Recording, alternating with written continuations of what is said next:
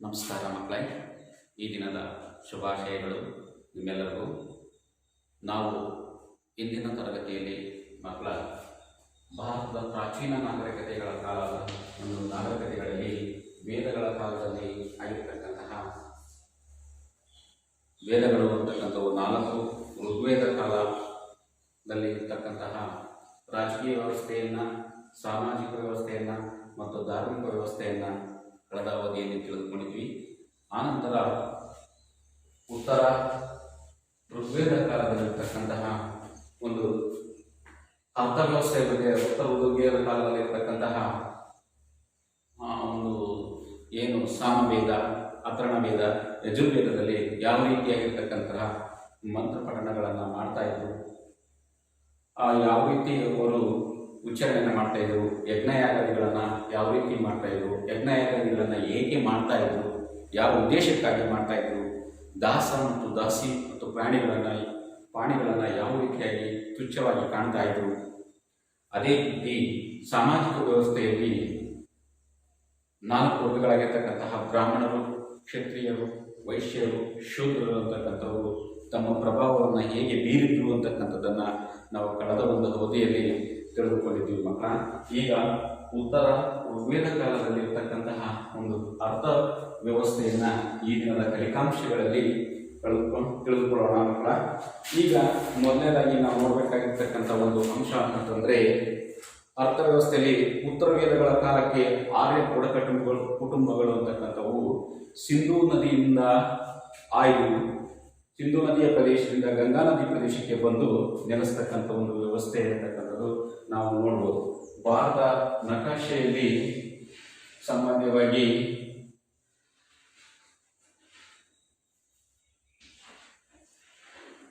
ಏನು ಈ ಒಂದು ಸಿಂಧೂ ನದಿಯಲ್ಲಿರ್ತಕ್ಕಂತಹ ಈ ಪ್ರದೇಶದಿಂದ ಗಂಗಾ ನದಿ ಮತ್ತು ಯಮುನಾ, ದೋಹ ಪ್ರಾಂತ್ಯಗಳ ಪ್ರದೇಶಗಳವರೆಗೂ ಸಹ ಬಂದು ವಿಸ್ತಾರ ರೂಪದಲ್ಲಿ 6 ಬುಡಕಟ್ಟು ಅಂತಕ್ಕಂಥವರು ಬಂದು ನೆಲೆಸುವುದಂತಕ್ಕಂಥ ಒಂದು ವ್ಯವಸ್ಥೆ ಅವರ ಒಂದು ಅರ್ಥವ್ಯವಸ್ಥೆಯಲ್ಲಿ ನಾವು ಕಾಣಬಹುದು. ಯಾಕಾಗಿ ಬಂದು ಆ ರೀತಿ ಬರುವುದಕ್ಕೆ ಕಾರಣ ಏನಂತ ನಾವು ತಿಳ್ಕೊಂಡ್ರೆ, ಅವರು ಕೃಷಿಯನ್ನು ಮಾಡುವುದಕ್ಕಾಗಿ ಆ ಒಂದು ಸಿಂಧೂ ನದಿಯ ಪ್ರಾಂತ್ಯದಿಂದ ಗಂಗಾ ನದಿಯ ಬಯಲಿನ ಪ್ರದೇಶವರೆಗೂ ಸಹ ಅವರು ಬಂದು ನೆಲೆಸ್ತಾರೆ. ನೆಲೆಸಿ ಕೃಷಿ ಮಾಡುವುದಕ್ಕಾಗಿ, ಅರಣ್ಯ ನಾಶ ಮಾಡಬೇಕಾಗಿತ್ತು. ಅದಕ್ಕಾಗಿ ಅಗ್ನಿಯ ಸಹಾಯದಿಂದ ಅಥವಾ ಬೆಂಕಿಯ ಸಹಾಯದಿಂದ ಅರಣ್ಯವನ್ನು ನಾಶ ಮಾಡುತ್ತಾ ಕೃಷಿಗೆ ಅನುಕೂಲವಾಗಿರ್ತಕ್ಕಂಥ ಭೂಮಿಯನ್ನು ಸೃಷ್ಟಿಸುತ್ತಾ ಉತ್ತರ ಪ್ರದೇಶದ ಬಯಲು ಪ್ರದೇಶಗಳಿಗೆ ಈ ಬುಡಕಟ್ಟುಗಳು ಅಂತಕ್ಕಂಥವು ಬರ್ತವೆ. ನೋಡಿ, 6 ಬುಡಕಟ್ಟುಗಳು ಕುಟುಂಬಗಳು ಅಂತಕ್ಕಂಥವು ಸಿಂಧೂ ನದಿಯ ಬಯಲು ಪ್ರದೇಶದಿಂದ ಗಂಗಾ ನದಿಯ ಬಯಲು ಪ್ರದೇಶದವರೆಗೂ ಬಂದು ಬರ್ತಾರೆ. ಬರುವುದಕ್ಕೆ ಕಾರಣ ಏನಪ್ಪ ಅಂದರೆ, ಅವರು ಬಂದು ಆ ಒಂದು ಗಂಗಾ ನದಿಯ ಪ್ರದೇಶದಿಂದ ಮತ್ತು ಉತ್ತರ ಪ್ರದೇಶ ಕಡೆಗೆ ಬರುವುದಕ್ಕೆ ಕಾರಣ ಏನಪ್ಪ ಅಂದರೆ, ಕೃಷಿ ಭೂಮಿಯನ್ನು ಮಾಡುವುದಕ್ಕಾಗಿ ಅಥವಾ ಕೃಷಿಯನ್ನು ಅನುಸರಿಸುವುದಕ್ಕಾಗಿ ಅವರು ಅರಣ್ಯವನ್ನು ನಾಶ ಮಾಡುವುದಕ್ಕಾಗಿ ಬೆಂಕಿಯ ಸಹಾಯದಿಂದ ಅರಣ್ಯವನ್ನು ನಾಶವನ್ನು ಮಾಡಿ ಆ ಕೃಷಿ ಭೂಮಿಯನ್ನು ಸೃಷ್ಟಿಸುವುದಕ್ಕಾಗಿ ಇವರು ಉತ್ತರ ಪ್ರದೇಶದ ಬಯಲು ಪ್ರದೇಶಗಳಿಗೆ ಈ ಬುಡಕಟ್ಟುಗಳು ಅಂತಕ್ಕಂಥವು ಬರ್ತವೆ. ಯಾವ ಬುಡಕಟ್ಟು ಕುಟುಂಬಗಳು ಅಂದರೆ ಆರ್ಯ ಬುಡಕಟ್ಟುಗಳು ಅಂತಕ್ಕಂಥವು. ಅದೇ ರೀತಿ ಸಟ್ಲೇಜ್ ಮತ್ತು ಯಮುನಾ ನದಿಯ ದೋಹ ಪ್ರದೇಶಗಳ ನೀರಿನ ಕೊರತೆಯನ್ನು ನೀಗಿಸುವುದಕ್ಕಾಗಿಯೇ ಇವರು ಈ ಬುಡಕಟ್ಟುಗಳು ಅಂತಕ್ಕಂಥವು ವಲಸೆಯನ್ನ ಬರ್ತಾರೆ. ನೋಡಿ, ಈ ಸಟ್ಲೇಜ್ ನದಿ ಅಂತಕ್ಕಂಥದ್ದು ಸಿಂಧೂ ನದಿಯ ಒಂದು ಉಪನದಿ ಅಂತಕ್ಕಂಥದ್ದು. ಇವರು ಮೊದಲೆಲ್ಲಿಂದ ಬರ್ತಾರೆ? ಸಿಂಧೂ ನದಿ ಹಿಡಿದು ಗಂಗಾ ನದಿ ಬಯಲು, ಅದೇ ರೀತಿ ಯಮುನಾ ಮತ್ತು ದೋಹ ಪ್ರಾಂತ್ಯ ಈ ಪ್ರದೇಶದಿಂದ ಉತ್ತರ ಪ್ರದೇಶದವರೆಗೆ ಸಹ ಬರ್ತಕ್ಕಂಥ ಒಂದು ವ್ಯವಸ್ಥೆ ಉತ್ತರ ಪ್ರದೇಶಕ್ಕೆ ಬರ್ತಾರೆ. ಈ ಬುಡಕಟ್ಟು ಬಂದಿರತಕ್ಕಂಥದ್ದು ಕಾರಣ ಏನಪ್ಪ ಅಂದರೆ, ಈಗ ಸಿಂಧೂ ನದಿಯ ಉಪನದಿ ಆಗಿರ್ತಕ್ಕಂಥದ್ದು ಸಟ್ಲೇಜ್ ನದಿ ಅಂತಕ್ಕಂಥದ್ದು. ಸಟ್ಲೇಜ್ ಅಂತಕ್ಕಂಥದ್ದು ಸಿಂಧೂ ನದಿಯ ಉಪನದಿ. ಈ ಒಂದು ಪ್ರದೇಶಗಳಿಂದ ಇವರು ವಲಸೆಯನ್ನ ಬರ್ತಾರೆ. ಸಿಂಧೂ ನದಿ ಪ್ರದೇಶದಿಂದ ಗಂಗಾ ನದಿ ಪ್ರದೇಶ, ಯಮುನಾ ಮತ್ತು ದೋಹ ಪ್ರದೇಶಗಳ ಉತ್ತರ ಪ್ರದೇಶಕ್ಕೆ ಬಂದು ಅಲ್ಲಿ ಅರಣ್ಯವನ್ನು ಬೆಂಕಿಯ ಮೂಲಕ ನಾಶ ಮಾಡುವುದರ ಮೂಲಕ ಆ ಪ್ರದೇಶಗಳಲ್ಲಿ ಕೃಷಿಯನ್ನು ಮಾಡುವುದಕ್ಕಾಗಿ, ಕೃಷಿ ಭೂಮಿಯನ್ನು ಸೃಷ್ಟಿಸುವುದಕ್ಕಾಗಿ ಈ ಬುಡಕಟ್ಟು ಜನಗಳು, ಆರ್ಯ ಬುಡಕಟ್ಟು ಜನಾಂಗಗಳಂತಕ್ಕಂಥವರು ವಲಸೆಯನ್ನ ಬಂದಿರತಕ್ಕಂಥದ್ದನ್ನು ನಾವು ಕಾಣಬಹುದು. ಆ ನಂತರ ಇವರು ಮರಗಳನ್ನು ಕಡಿಯುವುದಕ್ಕಾಗಿ ಕೊಡಲಿಯನ್ನ ಬಳಸಿದ್ರು ಅಂತಕ್ಕಂಥದ್ದನ್ನ ಹೇಳ್ಬೋದು. ಎರಡನೇದಾಗಿರ್ತಕ್ಕಂಥ ಅಂಶ ಅಂದರೆ ಮರಗಳನ್ನ ಕಡಿಯುವುದಕ್ಕೆ ಏನನ್ನ ಬಳಸಿದ್ರು ಅಂತಂದ್ರೆ ಕೊಡಲಿಯನ್ನ ಬಳಸಿದರು. ಕೊಡಲಿಯನ್ನ ಬಳಸಿರ್ತಕ್ಕಂಥದ್ದನ್ನು ಸಾಮಾನ್ಯವಾಗಿ ನೋಡಬಹುದು. ಆಮೇಲೆ ಅಥರ್ಣ ವೇದದಲ್ಲಿ 6 ರಿಂದ 8 ಎತ್ತುಗಳು ನೇಗಿಲುಗಳ ಬಗ್ಗೆ ಪ್ರಸ್ತಾಪ ಅಂತಕ್ಕಂಥದ್ದು. ಅಂದ್ರೆ ಕೃಷಿಯನ್ನ ಮಾಡುವುದಕ್ಕಾಗಿ ಅಥರ್ವ ವೇದದಲ್ಲಿ 6 ರಿಂದ 8 ಎತ್ತುಗಳ ಒಂದು ಕೃಷಿಯನ್ನು ಮಾಡುವುದಕ್ಕೆ ಬಳಸಿದ್ರು ಅಂತಕ್ಕಂಥದ್ದು, ಅಥವಾ ಕೃಷಿಯನ್ನು ನೇಗಿಲಿನ ಒಂದು ಮೇಲೆ ಕೃಷಿಯನ್ನು ಸಾಗುವಳಿ ಮಾಡುವುದಕ್ಕಾಗಿ ಎತ್ತುಗಳನ್ನು ಬಳಸಿದ್ರು ಅಂತಕ್ಕಂಥದ್ದು ನಮಗೆ ಸಹಜವಾಗಿ ಇದರಿಂದ ತಿಳಿಯುತ್ತದೆ. ಯಾವ ವೇದದಲ್ಲಿ? ಅಥರ್ವ ವೇದದಲ್ಲಿ. ಅದೇ ರೀತಿ ಯಜುರ್ವೇದ ಸಂಹಿತೆಗಳಲ್ಲಿ 12 ಎತ್ತುಗಳ ಬಗ್ಗೆ ಪ್ರಸ್ತಾಪವಾಗಿರುವುದನ್ನು ಕಾಣಬಹುದು. ನೋಡು, ಯಜುರ್ವೇದದಲ್ಲಿ, ಅಥರ್ವ ವೇದದಲ್ಲಿ 6 ರಿಂದ 8 ಎತ್ತುಗಳ ಬಗ್ಗೆ ಮಾಹಿತಿ ಇದ್ದರೆ, ಅದೇ ರೀತಿ ಯಜುರ್ವೇದದಲ್ಲಿ 12 ಎತ್ತುಗಳನ್ನ ಕೃಷಿ ಸಾಗುವಳಿ ಮಾಡುವುದಕ್ಕೆ ಬಳಸಿದ್ರು ಅಂತಕ್ಕಂಥದ್ದು ನಮಗೆ ತಿಳಿಯುತ್ತದೆ ಮಕ್ಕಳ. ಇದರಿಂದ ನಮಗೆ ತಿಳಿಯುವುದಂದ್ರೆ ಕೃಷಿ ಕ್ಷೇತ್ರದಲ್ಲಿ ಎತ್ತುಗಳ ಬಳಕೆ ಹೆಚ್ಚಾಯಿತು ಎಂಬುದನ್ನು ಸೂಚಿಸುತ್ತದೆ. ಹೀಗೆ ಇವರು ಕಾಲಾವಧಿಯಲ್ಲಿ ನಾವು ನೋಡ್ತಕ್ಕಂಥದ್ದು. ನೋಡಿ, ಮೊದಲಿಂದ ಹೇಳ್ತೀನಿ, ಈ ಒಂದು ಅರ್ಥ ವ್ಯವಸ್ಥೆಯಲ್ಲಿ ನಾವು ನೋಡ್ತಕ್ಕಂಥದ್ದು ಪ್ರಮುಖವಾಗಿ ಉತ್ತರ ಋಗ್ವೇದ ಕಾಲದ ಅರ್ಥ ವ್ಯವಸ್ಥೆಯಲ್ಲಿ ಆರ್ಯ ಬುಡಕಟ್ಟು ಜನಾಂಗದವರು ಸಿಂಧೂ ನದಿ ಮತ್ತು ಅದರ ಸಟ್ಲೇಜ್ ನದಿಯ ಪ್ರದೇಶವನ್ನು ಬಿಟ್ಟು ಗಂಗಾ ಯಮುನಾ ನದಿ ಹಾಗೂ ದೋಹ ಪ್ರದೇಶ, ಉತ್ತರ ಪ್ರದೇಶಕ್ಕೆ ಬಂದು ಆರ್ಯ ಬುಡಕಟ್ಟುಗಳು ನೆಲೆಸುವುದಕ್ಕೆ ಕಾರಣವಾಯಿತು.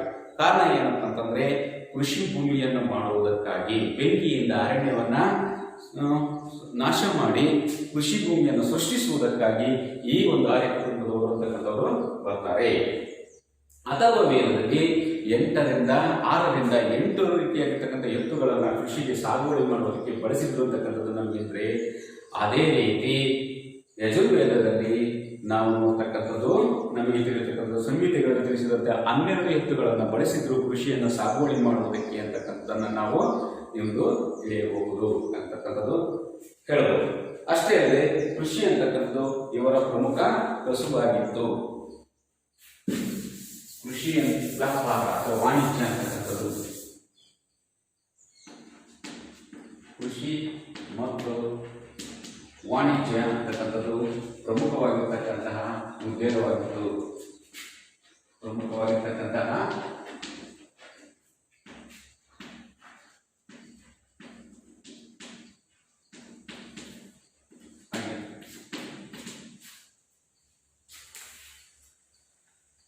ಕೃಷಿ ಅಂತಕ್ಕಂಥದ್ದು ಮತ್ತು ವಾಣಿಜ್ಯ ಅಂತಕ್ಕಂಥದ್ದು ಈ ಒಂದು ಕಾಲಾವಧಿಯಲ್ಲಿ ಪ್ರಮುಖವಾಗಿರ್ತಕ್ಕಂತಹ ಮುಖ್ಯ ಉದ್ಯೋಗವಾಗಿತ್ತು. ಕೃಷಿ ಮತ್ತು ವಾಣಿಜ್ಯದಲ್ಲಿ ಯಾರು ತೊಡಗಿರುತ್ತರೋ ಅವರನ್ನ ವ್ಯಾಪಾರರು ಅಂತ ಕರೀತಾ ಇದ್ರು.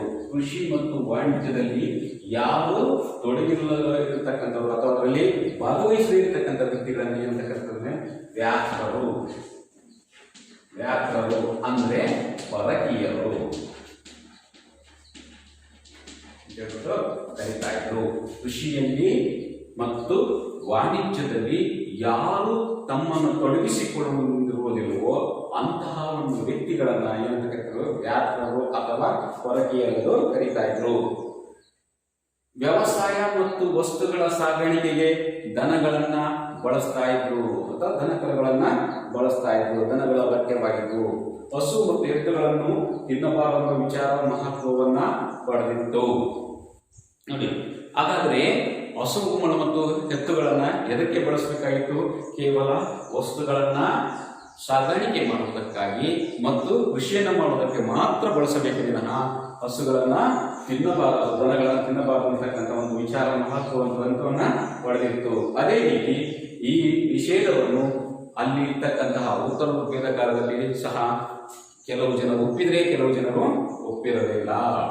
ನೋಡಿ, ವಸ್ತುಗಳ ಸಾಗಾಣಿಕೆಗೆ ಕೃಷಿಯನ್ನ ಮಾಡುವುದಕ್ಕಾಗಿ ಏನನ್ನ ಬಳಸ್ತಾ ಇದ್ರು? ಹಸುಗಳನ್ನ ಮತ್ತು ಎತ್ತುಗಳನ್ನ ಬಳಸ್ತಾ ಇದ್ರು.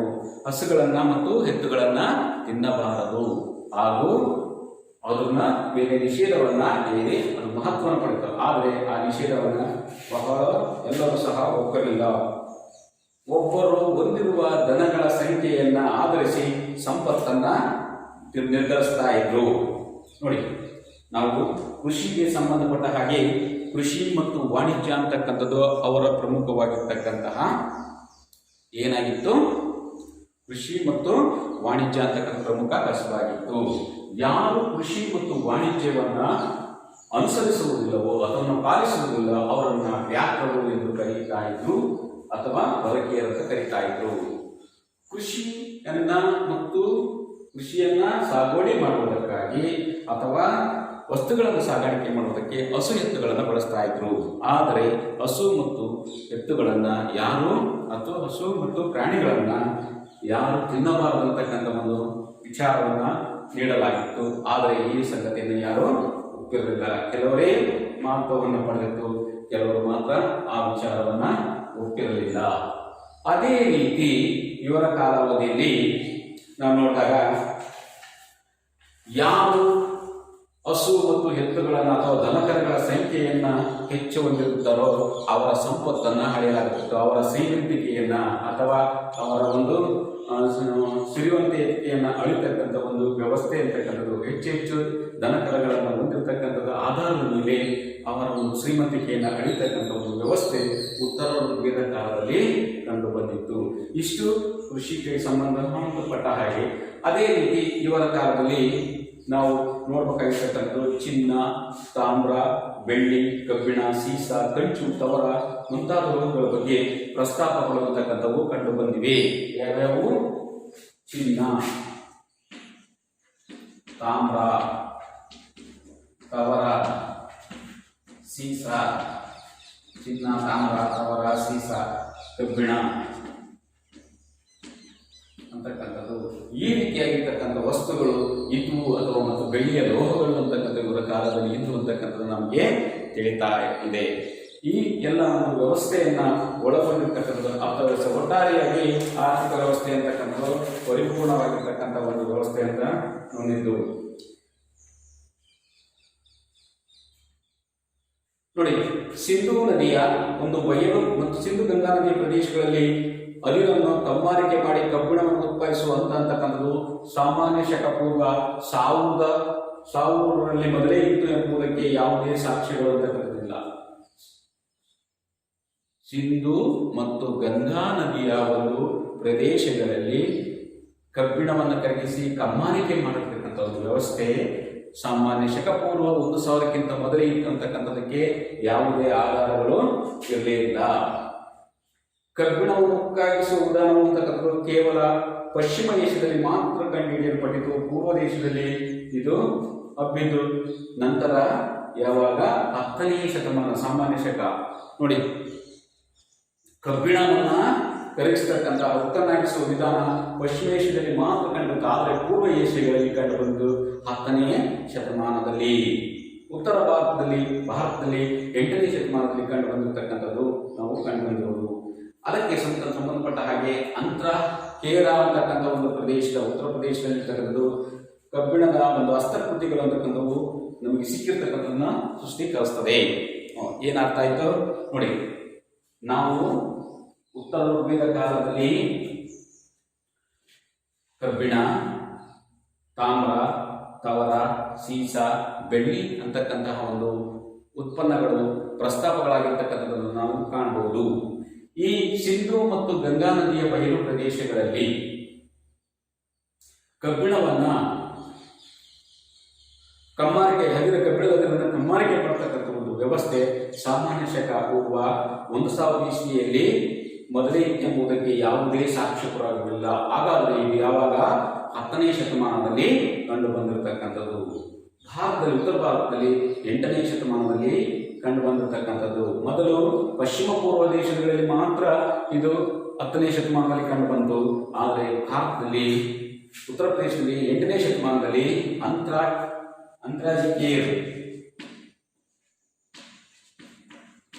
ಕೇರ ಅಂತಕ್ಕಂಥ ಒಂದು ಪ್ರದೇಶದಲ್ಲಿ ಕಬ್ಬಿಣವನ್ನ ಉಕ್ಕಾಗಿಸುವ ಒಂದು ವ್ಯವಸ್ಥೆಯನ್ನ ಕಂಡು ಬಂದಿರತಕ್ಕಂಥ ಸಾಕ್ಷಿ ಪುರಾವೆಗಳು ಇದನ್ನ ಪುಷ್ಟೀಕರಿಸ್ತಕ್ಕಂಥ ಒಂದು ವ್ಯವಸ್ಥೆ ಇತ್ತು ಅಂತಕ್ಕಂಥದ್ದನ್ನು ನಾವು ಕಾಣಬಹುದು. ಇಷ್ಟು ಇದಕ್ಕೆ ಸಂಬಂಧಪಟ್ಟ ಹಾಗೆ ನಾವು ಪ್ರಾಚೀನ ನಾಗರಿಕತೆಯ ಉತ್ತರ ಋಗ್ವೇದ ಕಾಲದಲ್ಲಿರ್ತಕ್ಕಂಥ ಅರ್ಥವ್ಯವಸ್ಥೆ. ಉತ್ತರ ಋಗ್ವೇದ ಕಾಲದ ಅರ್ಥವ್ಯವಸ್ಥೆ ಬಗ್ಗೆ ಮತ್ತೊಮ್ಮೆ ನೋಡ್ಬಿಡೋಣ ಮಕ್ಕಳ. ಏನು ಉತ್ತರದ ಸಿಂಧೂ ನದಿಯ ಪ್ರಾಂತ್ಯದಿಂದ, ಸಿಂಧೂ ಸಟ್ಲೆ ನದಿ ಪ್ರಾಂತ್ಯದಿಂದ ಗಂಗಾ ಯಮುನಾ ಮತ್ತು ದೋಹ ಪ್ರದೇಶಗಳಿಂದ ಹಿಡಿದು ಉತ್ತರ ಪ್ರದೇಶದವರೆಗೆ ಬಂದು ಆರ್ಯ ಕುಟುಂಬದವರು ನೆಲೆಸುತ್ತಾರೆ. ಇವರು ನೆಲೆಸುವುದಕ್ಕೆ ಕಾರಣ ಏನಪ್ಪ ಅಂದ್ರೆ ಕೃಷಿಯನ್ನ ಸಾಗುವಳಿ ಮಾಡುವುದಕ್ಕಾಗಿ, ಭೂಮಿಯನ್ನ ಕೃಷಿ ಮಾಡುವ ಉದ್ದೇಶಕ್ಕಾಗಿ ಇವರು ವಲಸೆಯನ್ನ ಬರುತ್ತಾರೆ. ಅದಕ್ಕಾಗಿ ಅರಣ್ಯವನ್ನ ನಾಶವನ್ನ ಮಾಡುವುದಕ್ಕಾಗಿ ಬೆಂಕಿಯನ್ನ ಬಳಕೆಯನ್ನ ಮಾಡಿರ್ತಕ್ಕಂಥದ್ದನ್ನು ನಾವು ಕಾಣ್ತೀವಿ. ಹಾಗೆಯೇ ಮರಗಳನ್ನ ಕಡಿಯಲು ಇವರು ಕಬ್ಬಿಣದ ಕೊಡಲಿಯನ್ನ ಬಳಸಿರ್ತಕ್ಕಂಥದ್ದು. ಹಾಗೆಯೇ ಅಥರ್ವ ವೇದದಲ್ಲಿ 6ರಿಂದ 8 ಎತ್ತುಗಳು ಇದ್ದಂತಕ್ಕಂಥದ್ದು ಉಲ್ಲೇಖಗಳು ಅಂತಕ್ಕಂಥವಿವೆ. ಆದರೆ ಯಜುರ್ವೇದದಲ್ಲಿ ಸುಮಾರು 12 ಎತ್ತುಗಳನ್ನ ಸಾಗುವಳಿಗೆ ಬಳಸಿರುವ ಬಗ್ಗೆ ಪ್ರಸ್ತಾಪಗಳಂತಕ್ಕಂಥವು ಕಂಡು ಬಂದಿರ್ತಕ್ಕಂಥ ನಾವು ನೋಡಬಹುದು. ಇದರಿಂದ ನಮ್ಗೇನು ತಿಳಿತದಪ್ಪ ಅಂದ್ರೆ ಕೃಷಿ ಕ್ಷೇತ್ರದಲ್ಲಿ ಎತ್ತುಗಳ ಬಳಕೆ ಇತ್ತು ಅಂತಕ್ಕಂಥದ್ದು ನಮಗೆ ಕಂಡು ಬರುತ್ತೆ. ಕೃಷಿ ಅಂತಕ್ಕಂಥದ್ದು ಮತ್ತು ವಾಣಿಜ್ಯ ಅಂತಕ್ಕಂಥದ್ದು ಪ್ರಮುಖ ಕಸುಬಾಗಿದ್ದು, ಯಾರು ಕೃಷಿ ಮತ್ತು ವಾಣಿಜ್ಯವನ್ನ ಯಾರು ಅನುಸರಿಸುವುದಿಲ್ಲ ಅವರನ್ನ ವ್ಯಾಪಾರರು ಎಂದು ಕರೀತಾ ಇದ್ರು ಅಥವಾ ಹೊರಕೀಯರಂತಕ್ಕಂಥದ್ದನ್ನ ಕರೀತಾ ಇದ್ರು. ದನಗಳನ್ನ ಕೇವಲ ವಸ್ತುಗಳ ಸಾಗಾಣಿಕೆ ಮತ್ತು ಕೃಷಿಯನ್ನ ಸಾಗುವಳಿ ಮಾಡೋದಕ್ಕೆ ಬಳಸಬೇಕು ವಿನಃ ಹಸು ಮತ್ತು ಎತ್ತುಗಳನ್ನು ತಿನ್ನಬಾರದು ಅಂತಕ್ಕಂಥ ಒಂದು ಮಹತ್ವ ಸಂಗತಿ ಬೆಳಕಿಗೆ ಬಂದಿದ್ದರೂ ಸಹ ಇದನ್ನು ಎಲ್ಲರೂ ಒಪ್ಪಿರಲಿಲ್ಲ. ಅದೇ ರೀತಿ ಇವರ ಕಾಲದಲ್ಲಿ ಚಿನ್ನ, ತಾಮ್ರ, ತವರ, ಸೀಸ ಮತ್ತು ಕಬ್ಬಿಣ ಹಾಗೂ ಪದಾರ್ಥಗಳನ್ನು, ಇವರು ಒಂದು ವಸ್ತುಗಳನ್ನು, ಅದಿರುವ ಲೋಹಗಳನ್ನು ಬಳಸಿದ್ರು ಅಂತಕ್ಕಂಥದ್ದು ನಮಗೆ ಕಂಡು ಬರುತ್ತೆ. ಸಾಮಾನ್ಯ ಶಕ ಸಿಂಧೂ ಮತ್ತು ಗಂಗಾ ನದಿಯ ಪ್ರದೇಶಗಳಲ್ಲಿ ಸಾಮಾನ್ಯ ಶಕ 1000 ಇಸ್ವಿಗಿಂತ ಮುಂಚೆ ಇದನ್ನ ಕಬ್ಬಿಣವನ್ನು ಕಮ್ಮಾರಿಕೆ ಮಾಡಿ ಕಬ್ಬಿಣಿಸುವಂತ ಮೊದಲೇ ಎಂಬುದಕ್ಕೆ ಯಾವುದೇ ಸಾಕ್ಷ್ಯ ಪುರಾವೆಗಳಂತಕ್ಕಂಥವು ಇರಲಿಲ್ಲ. ಹಾಗಾದರೆ ಕಬ್ಬಿಣವನ್ನು ಉಕ್ಕಾಯಿಸುವುದನ್ನ ಪಶ್ಚಿಮ ಏಷ್ಯಾದಲ್ಲಿ ಮಾತ್ರ ಕಂಡು ಬಂದಿತ್ತು, ಪೂರ್ವ ಏಷ್ಯಾದಲ್ಲಿ ಕಂಡು ಬಂದಿದ್ದು 10ನೇ ಶತಮಾನದ ನಂತರ. ಹಾಗಾದರೆ ನಮ್ಮ ಭಾರತ ಉತ್ತರ ಪ್ರದೇಶದಲ್ಲಿ ಕಂಡು ಬಂದ 8ನೇ ಶತಮಾನದಲ್ಲಿ ಈ ಒಂದು ಕಬ್ಬಿಣವನ್ನ ಉಕ್ಕನ್ನಾಗಿಸುವಂತಕ್ಕಂಥ ವಿಧಾನ ಅಂತರಕೇರು ಅಂತಕ್ಕಂಥ ಒಂದು ಪ್ರದೇಶದಲ್ಲಿ ಕಂಡು ಬಂದಿರತಕ್ಕಂಥದ್ದನ್ನು ನಾವು ಕಾಣಬಹುದು. ಈ ರೀತಿಯಾಗಿರ್ತಕ್ಕಂತಹ ಒಂದು ವ್ಯವಸ್ಥೆ ಅವರ ಕಾಲದಲ್ಲಿ ಇತ್ತು. ಹೀಗೆ ಕೃಷಿ ಅಂತಕ್ಕಂಥದ್ದು ಪ್ರಮುಖವಾಗಿರ್ತಕ್ಕಂತಹ ಒಂದು ವ್ಯವಸ್ಥೆಯನ್ನು ಪಡೆದು ಕಬ್ಬಿಣಾಂತವರಿಗೆ ಹೆಚ್ಚು ಮಾನ್ಯತೆಯನ್ನು ಪಡೆದು ಕೃಷಿ ಸಾಗುವಳಿ ಮಾಡುವುದರಲ್ಲಿ ಕೃಷಿ ಮತ್ತು ವಾಣಿಜ್ಯಕ್ಕೆ ಹೆಚ್ಚು ಪ್ರಾಶಸ್ತ್ಯವನ್ನು ನೀಡಿರ್ತಕ್ಕಂಥದ್ದು ಉತ್ತರ ಋಗ್ವೇದ ಕಾಲದಲ್ಲಿ ಕಂಡು ಬಂದಿರತಕ್ಕಂತಹ ಪ್ರಮುಖವಾಗಿರ್ತಕ್ಕಂತಹ ಒಂದು ಅರ್ಥವ್ಯವಸ್ಥೆ. ಎರಡನೇದಾಗಿರ್ತಕ್ಕಂಥದ್ದು ರಾಜಕೀಯ ವ್ಯವಸ್ಥೆ.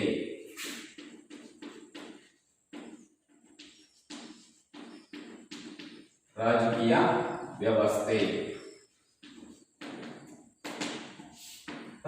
ವ್ಯವಸ್ಥೆಯಲ್ಲಿ ನಾವು ನೋಡಿದಾಗ ಈಗಿನ ಮಧ್ಯಪ್ರದೇಶದಲ್ಲಿ ಕುರು, ಪಾಂಚಾಲ, ವಶ, ಉಕೀನ ಎಂಬ ಬುಡಕಟ್ಟುಗಳು ವಾಸವಾಗಿದ್ದು, ಕುರು, ಪಾಂಚಾಲ, ವಶ ಮತ್ತು ಉಸೀನ ಅಂತಕ್ಕಂತಹ 4 ಬುಡಕಟ್ಟುಗಳು ವಾಸವಾಗಿದ್ದವು ಎಂದು ಈಗಿನ ಮಧ್ಯಪ್ರದೇಶದಲ್ಲಿರ್ತಕ್ಕಂತಹ ಪ್ರದೇಶದಲ್ಲಿ ಉತ್ತರ ಋಗ್ವೇದ ಕಾಲದ ಜನರು ಅಂತಕ್ಕಂಥವರು ಈ 4 ಕುಟುಂಬಗಳು ಅಂತಕ್ಕಂಥವರು ವಾಸವಾಗಿದ್ದರು. ಕುರುಕ್ಷೇತ್ರ ಎಂಬತಕ್ಕಂಥ ಒಂದು ಕರೆಯುವ ಇಂದಿನ ಪ್ರದೇಶವು ಆಗಿನ ಕುರು ಬುಡಕಟ್ಟಂಬದ ಪ್ರದೇಶವಾಗಿತ್ತು. ಕುರುಕ್ಷೇತ್ರ ಅಂತಕ್ಕಂಥ ನಾವು ಇದೆಂದಲ್ಲ ಮಹಾಭಾರತದಲ್ಲಿ ಕುರುಕ್ಷೇತ್ರ ಅಂತಕ್ಕಂಥದ್ದು ಕುರು ಜನಾಂಗ ಬುಡಕಟ್ಟಿನ ಒಂದು ಪ್ರದೇಶವಾಗಿತ್ತು.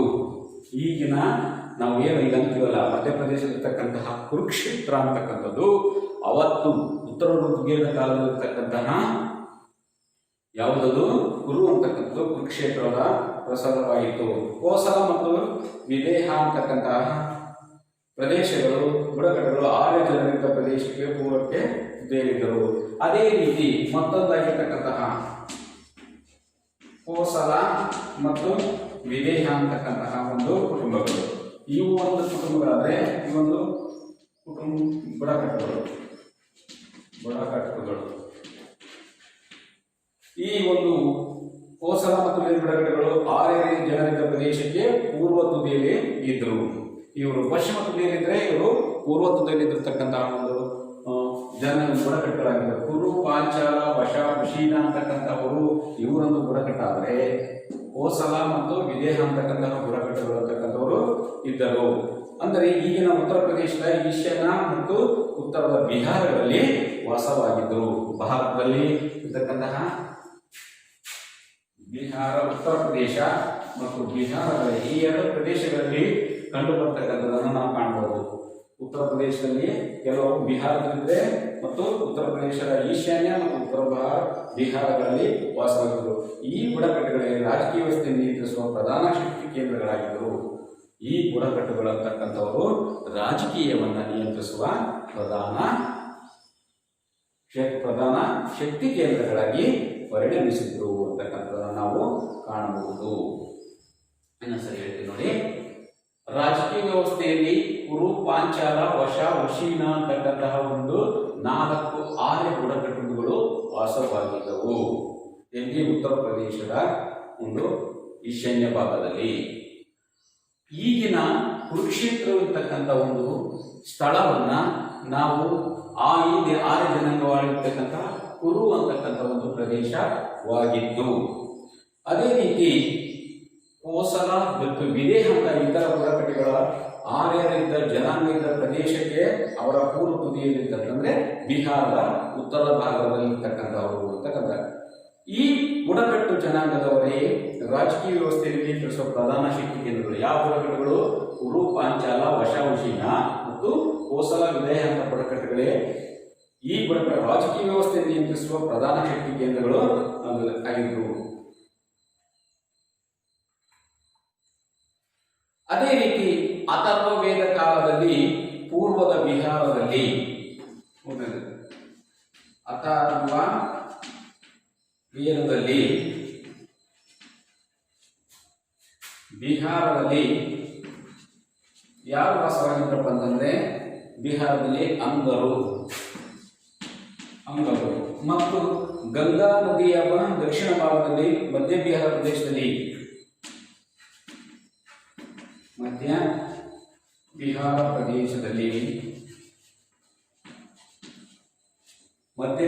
ಪ್ರದೇಶದಲ್ಲಿ ಮಗಧ ಬುಡಕಟ್ಟುಗಳು ವಾಸವಾಗಿದ್ದವು. ಮಗಧ ಬುಡಕಟ್ಟು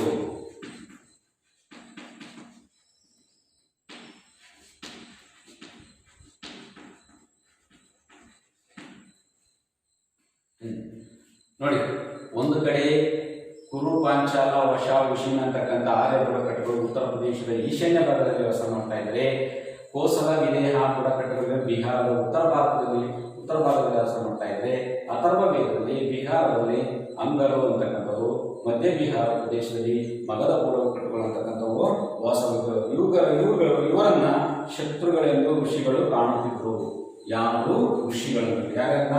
ಅಂಗರು ಮತ್ತು ಮಗಧ ಬುಡಕಟ್ಟು ಜನಾಂಗದವರನ್ನ ಶತ್ರುಗಳೆಂದು ಋಷಿಗಳು ಕಾಣುತ್ತಾ ಇದ್ದವು. ಈ ಬುಡಕಟ್ಟುಗಳಿಗೆ ಆರ್ಯರ ಭಾಷೆ ಮತ್ತು ಸಂಸ್ಕೃತಿಯ ಒಂದು ಪ್ರಭಾವ ಅಂತಕ್ಕಂಥದ್ದು ಇರಲಿಲ್ಲ. ಇವರಿಗೆ ಯಾವುದೇ ರೀತಿಯಾಗಿರ್ತಕ್ಕಂತಹ ಭಾಷೆ ಮತ್ತು ಸಂಸ್ಕೃತಿಯ ಒಂದು ಪ್ರಭಾವ ಅಂತಕ್ಕಂಥದ್ದು ಇವರು ಇರಲಿಲ್ಲ. ಇಂಡೋ ಆರ್ಯರ ವಲಸೆ ಅಂತಕ್ಕಂಥವರು ಆಗಿದ್ರು. ಅದೇ ರೀತಿ ಆರ್ಯ ಜನಾಂಗದ ವಲಸೆ ಗಂಗಾ ನದಿಯಲ್ಲಿ ಬಂದಾಗ ಇರಾನಿಯರು ಭಾರತ ಗಡಿ ಪ್ರದೇಶ ಮತ್ತು ದಕ್ಷಿಣ ಪಂಜಾಬಿಗೆ ಬಂದು ಅತಿಕ್ರಮಣ ಮತ್ತು ಯುದ್ಧಗಳಿಂದ ಆಗಿರಬಹುದು. ನೋಡಿ, ಆರ್ಯರು ಯಾವಾಗ ಬಂದ್ರು ಇವರ ಮೇಲೆ ಯಾರ್ಯಾರ ಮೇಲೆ? ಈ ಒಂದು ಅಂಗರ ಮೇಲೆ ಮತ್ತು ಮಗಧ ಬುಡಕಟ್ಟುಗಳ ಮೇಲೆ ಆರ್ಯ ಜನಾಂಗದವರು ಅಂತಕ್ಕಂಥ ಅತಿಕ್ರಮಣ ಮತ್ತು ಯುದ್ಧಗಳನ್ನು ಮಾಡಿರ್ತಕ್ಕಂಥದ್ದನ್ನು ಕಾಣಬಹುದು. ಅದೇ ರೀತಿ ವೈದಿಕ ಕುಟುಂಬಗಳು ಬಿಲ್ಲು, ಬಾಣ ಮತ್ತು ಕುದುರೆ ರಥಗಳ ಸಹಾಯದಿಂದ ಗಂಗಾ ನದಿ ಪ್ರದೇಶದ ಆರ್ಯೇತರ ಬುಡಕಟ್ಟುಗಳ ಮೇಲೆ ತಮ್ಮ ಗೆಲುವನ್ನ ಪಡೆದಿದ್ರು. ವೈದಿಕ ಕುಟುಂಬಗಳು ಅಂತಕ್ಕಂಥವು ಯಾವ್ಯಾವು? ಕೋಸಲ, ಪಾಂಚಾಲ, ವಶ ಮತ್ತು ವಶೀನ ಅಂತಕ್ಕಂತಹ ಒಂದು ಈ ಒಂದು ಬುಡಕಟ್ಟುಗಳು ಅಂತಕ್ಕಂಥದ್ದು ಬಿಲ್ಲು ಬಾಣ ಕುದುರೆ ರಥಗಳ ಸಹಾಯದಿಂದ ಆರ್ಯೇತರ ಬುಡಕಟ್ಟುಗಳ ಮೇಲೆ ತಮ್ಮ ಗೆಲುವನ್ನ ಸಾಧಿಸತಕ್ಕಂಥದ್ದು.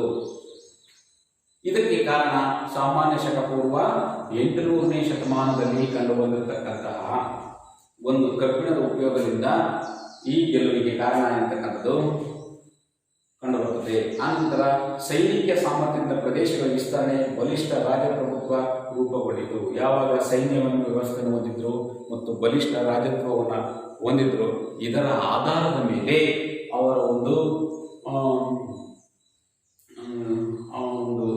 ಬಲಿಷ್ಠತೆಯನ್ನ ಮತ್ತು ಸೈನ್ಯದಿಂದ ಅವರ ಗೆಲುವನ್ನ ಸಮರ್ಥನೆ ಮಾಡಲಾಗಿತ್ತು.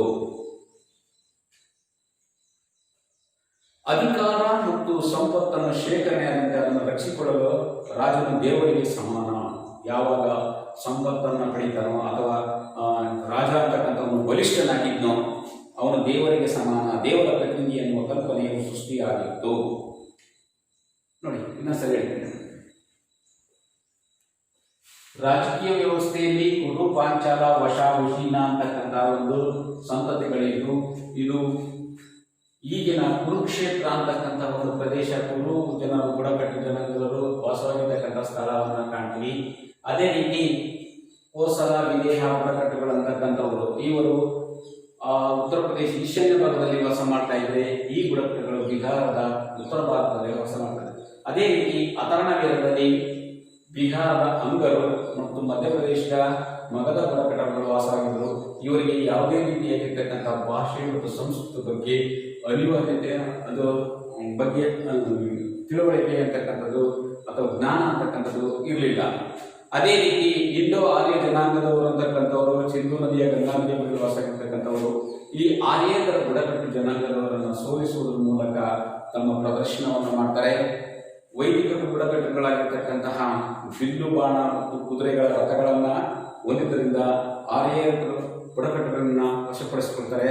ಸಾಮಾನ್ಯ ಶಕ 800ನೇ ಶತಮಾನದಲ್ಲಿ ತಮ್ಮ ಗೆಲುವು ಸಾಧಿಸುವುದಕ್ಕೆ ಕಾರಣ ಏನಂತಂದ್ರೆ ಕಬ್ಬಿಣದ ಬಳಕೆಯನ್ನ ಮಾಡಿದ್ದರಿಂದ ಸೈನಿಕ ಸಾಮರ್ಥ್ಯದ ಪ್ರದೇಶಗಳ ವಿಸ್ತರಣೆ ಮತ್ತು ಬಲಿಷ್ಠ ರಾಜಪ್ರಭುತ್ವ ಅಂತಕ್ಕಂಥದ್ದು ಯಾವಾಗ ಗೆಲುವನ್ನು ಪಡ್ಕೊಂಡರು, ಸೈನ್ಯದ ಒಂದು ಬಲಿಷ್ಠತೆ ಅಥವಾ ರಾಜಪ್ರಭುತ್ವದಿಂದಾಗಿ ತಾವು ವಿಸ್ತರಣೆ ಮಾಡುವುದಕ್ಕೆ ಕಾರಣವಾಯಿತು. ಎಲ್ಲ ಜನರನ್ನು ಆಳುವವರೊಳಗೆ ದೇವರಿದ್ದಾನೆ ಎಂಬುದನ್ನು ರಾಜನನ್ನು ಗಣಿಸಿ, ರಾಜನ ಸಂಪತ್ತು, ರಾಜನ ಬಲಿಷ್ಠತೆಯನ್ನ ಆಧಾರದ ಮೇಲೆ ರಾಜನನ್ನ ದೇವರು ಅಂತ ದೇವರ ಪ್ರತಿನಿಧಿ ಎನ್ನುವ ಕಲ್ಪನೆ ಸೃಷ್ಟಿಯಾಯಿತು. ಅದೇ ರೀತಿ ಬಲಿ ತೆರಿಗೆ ಮತ್ತು ಕಾಣಿಕೆಗಳ ಬಗ್ಗೆ ಉಲ್ಲೇಖಗಳು ಬರುತ್ತಿವೆ. ಬಲಿ ತೆರಿಗೆ ಮತ್ತು ಕಾಣಿಕೆ ಬಗ್ಗೆ ಮಾಹಿತಿಯನ್ನ ಉಲ್ಲೇಖಗಳಂತಕ್ಕಂಥವು ಈ ಒಂದು ಉತ್ತರ ವೈದಿಕ ಕಾಲದಲ್ಲಿ ನಂತರ ಬಂದಿರತಕ್ಕಂಥ ರಾಜಕೀಯ ವ್ಯವಸ್ಥೆಯಲ್ಲಿ ನಾವು ಕಾಣಬಹುದು. ಆನಂತರ ರಾಜನ ಸುತ್ತ ಶ್ರೀಮಂತಿಕೆ ನಡೆಯುವ ಬಗ್ಗೆ ಸೂಚಿಸುವ ಆಚರಣೆಗಳು ಬೆಳೆದವು. ರಾಜನನ್ನು ಅಧಿಕಾರಕ್ಕೆ ತರಲು ರಾಜನ ಹೆಸರಿನಲ್ಲಿ ಪಟ್ಟಾಭಿಷೇಕ ಆಚರಣೆ ಅಂತಕ್ಕಂಥದ್ದು ಹುಟ್ಟಿಕೊಳ್ಳುತ್ತದೆ. ರಾಜನನ್ನು ಅಧಿಕಾರಕ್ಕೆ ತರುವುದಕ್ಕಾಗಿ ರಾಜನನ್ನು ಅಧಿಕಾರಕ್ಕೆ ತರಲು ಪಟ್ಟಾಭಿಷೇಕ ಅಂತಕ್ಕಂಥ ಒಂದು ಹೆಸರನ್ನ ಜಾರಿಗೆ ತರಲಾಯಿತು. ರಾಜನನ್ನ ಅಧಿಕಾರಕ್ಕೆ ತರುವುದಕ್ಕಾಗಿ ಪಟ್ಟಾಭಿಷೇಕ ಎಂಬುದನ್ನ ತರಲಾಯಿತು. ಈ ರೀತಿಯಾಗಿರ್ತಕ್ಕಂತಹ ಒಂದು ವ್ಯವಸ್ಥೆ ಅಂತಕ್ಕಂಥದ್ದು ಇವರ ಕಾಲದಲ್ಲಿ ಬಂದಿತು. ರಾಜನ ಅಧಿಕಾರ ಪ್ರಶ್ನೆಯಾಗಿ ಅಶ್ವಮೇಧಯಾಗತಕ್ಕಂಥದ್ದು. ರಾಜ ಅಂತಕ್ಕಂಥವನು ಒಂದು ಕುದುರೆಯನ್ನ ಕಳಿಸಿ, ಆ ಕುದುರೆಯನ್ನ ಕಳಿಸಿದಂಥ ಸಂದರ್ಭದಲ್ಲಿ ಯಾರಾದರೂ ಕಟ್ಟಾಕಿದರೆ ವಿಶೇಷ ಕುದುರೆಯನ್ನು ಮುಕ್ತವಾಗಿ ಬಿಡಲಾಯಿತು. ಅದರ ಒಂದು ವಿಶೇಷ ಯೋಧರ ದಂಡ ಅಂತಕ್ಕಂಥದ್ದು ಕುದುರೆಯ ಜೊತೆಗೆ ಹೋಗ್ತಾ ಇದ್ರು. ಒಂದು ವಿಶೇಷತೆ ಏನಪ್ಪ ಅಂದ್ರೆ ಅಶ್ವಮೇಧವನ್ನ ಅನಿಸ್ತಾ ಇರ್ತಾ ಇದ್ರು. ಅಶ್ವಮೇಧ ಅಂತಂದ್ರೆ ಏನಪ್ಪ ಅಂತಂದ್ರೆ ರಾಜನ ವಿಶೇಷ ಕುದುರೆಯನ್ನು ಮುಕ್ತವಾಗಿ ಬಿಡಲಾಗಿತ್ತು. ಅದರ ಒಂದು ಹಿಂದೆ ವಿಶೇಷವಾಗಿರ್ತಕ್ಕಂಥ ಯೋಧರ ದಂಡು ಹೋಗುತ್ತಿತ್ತು. ಅದನ್ನು ಯಾವ ಪ್ರದೇಶಗಳನ್ನ ಪ್ರವೇಶ ಮಾಡಿದಾಗ ಆ ಒಂದು ಪ್ರದೇಶದಲ್ಲಿರ್ತಕ್ಕಂಥ ರಾಜರು ಆ ಒಂದು ಕುದುರೆಯ ಅಥವಾ ಆ ರಾಜನ ಒಂದು ಸಾರ್ವಭೌಮತ್ವವನ್ನು ಒಪ್ಪಿಕೊಳ್ಳಬೇಕಾಗಿತ್ತು. ಇಲ್ಲದಿದ್ದರೆ ಕುದುರೆಯನ್ನು ಕಟ್ಟಿ ಹಾಕಿದರೆ ಯುದ್ಧಕ್ಕೆ ಕರೆಯಬೇಕಾಗಿರ್ತಕ್ಕಂಥ ಒಂದು ಸಂಗತಿ ಅಂತಕ್ಕಂಥದ್ದು ಆವತ್ತಿನ ಒಂದು ಪರಿಸ್ಥಿತಿಯಲ್ಲಿ ಅಥವಾ ಕಾಲದಲ್ಲಿ ಕಂಡು ಬಂದಿರತಕ್ಕಂಥದ್ದನ್ನು ನಾವು ನೋಡಬಹುದು. ಈ ರೀತಿಯಾಗಿರ್ತಕ್ಕಂಥ ಒಂದು ವ್ಯವಸ್ಥೆ ನಾವು ಒಂದು ಅಶ್ವಮೇಧ ಮತ್ತು ಪಟ್ಟಾಭಿಷೇಕ ಅಂತಕ್ಕಂಥ ಅಂದಿನ ಉತ್ತರ ವೇದ ಕಾಲದಲ್ಲಿ ಕಂಡು ಬಂದಿರತಕ್ಕಂಥದ್ದನ್ನು ನಾವು ನೋಡಬಹುದು. ಅಶ್ವಮೇಧ ಯಾಗ ಅಂತಂದ್ರೆ ಒಂದು ವಿಶೇಷ ಕುದುರೆಯನ್ನ ಮುಕ್ತವಾಗಿ ಬಿಡಲಾಗಿದ್ದು ಆ ಕುದುರೆಯನ್ನ ಸಂಚರಿಸುವಂತಹ ಸಂದರ್ಭದಲ್ಲಿ ಒಂದು ದಂಡನ್ನ ಅದರ ಹಿಂದೆ ಆ ಕುದುರೆ ಹಿಂದ್ಗಡೆ ಒಂದು ದಂಡನ್ನ ಸೈನ್ಯವನ್ನ ಕಳಿಸ್ತಾ ಇದ್ರು. ಅದು ಪ್ರದೇಶಗಳ ಮೇಲೆ ಅಥವಾ ದೇಶಗಳ ಮೇಲೆ ರಾಜ್ಯಗಳ ಮೇಲೆ ಸಂಚರಿಸುವಂತಹ ಸಂದರ್ಭದಲ್ಲಿ ಅಲ್ಲಿರ್ತಕ್ಕಂತಹ ಸ್ಥಳೀಯ ರಾಜ ಅದನ್ನ ಏನಾದರೂ ಅದರ ಸಾರ್ವಭೌಮತ್ವವನ್ನು ಒಪ್ಪಿದರೆ ಅದಕ್ಕೆ ಕಪ್ಪ ಕಾಣಿಕೆಗಳನ್ನು ಕೊಡಬೇಕಾಗಿತ್ತು. ಒಂದು ಪಕ್ಷ ಅವನು ಒಪ್ಪಿಲ್ಲ, ಕುದುರೆಯನ್ನು ಕಟ್ಟಿ ಹಾಕಿದರೆ ಯುದ್ಧಕ್ಕೆ ಆಹ್ವಾನಿಸಿದಂತೆ ಏನಾಗ್ತಿತ್ತು. ಇದನ್ನೇ ನಾವು ಅಶ್ವಮೇಧ ಅಂತ ಹೇಳ್ಬಿಟ್ಟು ಕರೀತಾ ಇದ್ವಿ. ಈ ರೀತಿಯಾಗಿರ್ತಕ್ಕಂಥ ಒಂದು ವ್ಯವಸ್ಥೆ ಸಾಮಾಜಿಕ ವ್ಯವಸ್ಥೆಯಲ್ಲಿ ನಾವು ಕಂಡುಕೊಳ್ತಾ ಇತ್ತು ಅಂತಕ್ಕಂಥದ್ದನ್ನ ಹೀಗೆ ಹಾರೆ ಜನಾಂಗದವರು ಆಗಿರ್ತಕ್ಕಂತಹ ಕುರು, ಪಾಂಚಾಲ, ವಶ ಮತ್ತು ಶೀನ ಅಂತಕ್ಕಂಥವರು, ಅದೇ ರೀತಿ ಮಗಧ ಪ್ರದೇಶದಲ್ಲಿರ್ತಕ್ಕಂಥವರು ಅಂತಕ್ಕಂಥ ಬುಡಕಟ್ಟುಗಳು ಮತ್ತು ಆರ್ಯ ಜನಾಂಗದಲ್ಲಿರ್ತಕ್ಕಂತಹ ಬುಡಕಟ್ಟು ಜನಾಂಗದವರು ಈ ರೀತಿಯಾಗಿರ್ತಕ್ಕಂಥ ಒಂದು ವ್ಯವಸ್ಥೆ ಬುಡಕಟ್ಟಿನಲ್ಲಿ ತಮ್ಮದೇ ಆಗಿರ್ತಕ್ಕಂತಹ ಬಲಿಷ್ಠತೆಯನ್ನ ರಾಜನ ಪ್ರಭುತ್ವವನ್ನು ಪಡೆದುಕೊಂಡು ರಾಜನ ಒಂದು ಶ್ರೀಮಂತಿಕೆಯನ್ನ ಸೈನಿಕ ಮತ್ತು ಬಲಿಷ್ಠತೆಯನ್ನ ಅಳೆಯತಕ್ಕಂಥ ರಾಜನನ್ನ ದೇವರ ಪ್ರತಿನಿಧಿ ಎನ್ನುವುದರ ಮೂಲಕ ಹಾಗೂ ಅವನಿಗೆ ರಾಜನನ್ನ ಪಟ್ಟಕ್ಕೆ ತರುವುದಕ್ಕಾಗಿ ಪಟ್ಟಾಭಿಷೇಕ ಅಂತಕ್ಕಂಥದ್ದನ್ನು ವ್ಯವಸ್ಥೆಯನ್ನು ಜಾರಿಗೆ ತಂದರು. ಅದರ ಜೊತೆಗೆ ಮತ್ತೊಂದು ಏನನ್ನು ಅನುಸರಿಸ್ತಾರೆ ಅಂತಂದ್ರೆ ಅಶ್ವಮೇಧ ಯಾಗ ಅಂತಕ್ಕಂಥದ್ದು. ಒಂದು ವಿಶೇಷ ಕುದುರೆಯನ್ನ ಏರ್ಪಡಿಸಿ ಅದು ಮುಕ್ತವಾಗಿ ಸಂಚರಿಸುವ ಸಂದರ್ಭದಲ್ಲಿ ಅದರ ಹಿಂದೆ ಒಂದು ಸೈನ್ಯದ ದಂಡನ್ನು ಕಳಿಸಿ ಯಾವ ಒಬ್ಬ ರಾಜ ಅಂತಕ್ಕಂಥವನು ಆ ಕುದುರೆಯ ಸಾರ್ವಭೌಮತ್ವವನ್ನು ಒಪ್ಪಿಕೊಳ್ಳುತ್ತಿದ್ದನು ಅವನು ತನ್ನ ಕಪ್ಪ ಕಾಣಿಕೆಯನ್ನು ಒಪ್ಪಿಕೊಂಡು ಆ ಒಂದು ರಾಜನ ಕುದುರೆ ಇರ್ತಕ್ಕಂಥ ರಾಜನ ಒಂದು ಸಾರ್ವಭೌಮತ್ವವನ್ನು ಒಪ್ಪಿಕೊಳ್ಳಬೇಕಾಗಿತ್ತು. ಇಲ್ಲದಿದ್ದರೆ ಕುದುರೆಯನ್ನು ಕಟ್ಟಿ ಹಾಕಿದರೆ ಆ ರಾಜನನ್ನು ಯುದ್ಧಕ್ಕೆ ಆಹ್ವಾನಿಸುವಂತೆ ಆಗುತ್ತಿತ್ತು. ಇದನ್ನು ಅಶ್ವಮೇಧ ಯಾಗವನ್ನು ಅಂದಿನ ಒಂದು ಕಾಲದಲ್ಲಿಯೇ ನಿರ್ವಹಿಸಲಾಗಿತ್ತು.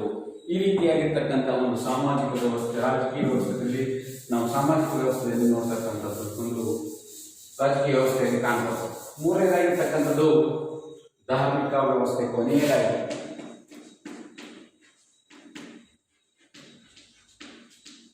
ಧಾರ್ಮಿಕ ವ್ಯವಸ್ಥೆ.